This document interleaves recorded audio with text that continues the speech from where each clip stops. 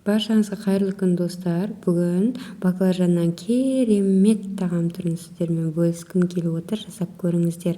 Ол үшін алдымен бізге баклажан, картошка, қызанақ, болгарский перец және сәбіз қажет болады. Барлығын видеодағыдай осылай ұзыншалап турап аламыз. Картошкамызды да, қызанағымызды да достар.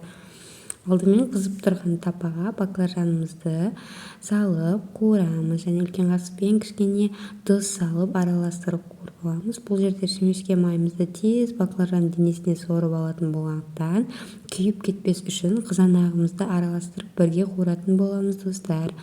Барлығын жақсылап араластырып қуырып, одан кейін перецімізді салып, оны да жақсылап араластырып қуырып аламыз достар. Жақсылап араластырып қуырылып болғаннан кейін қайнаған суымызды құятын боламыз достар. Бұл тағамды жасап көруге кеңес беремін. Егер сіздерге бұл тағам жасағаннан кейін ұнап жатса, яғни бізге лайк басып, комментарий жазыңыздар және де каналға тіркеліп отырыңыздар дегім келеді.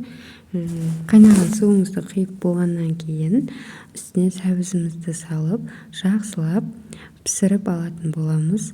Сәбізіміз пісіп болғанша бір 5 минуттай қақпағын жауып бұқтырып қоятын боламыз достар.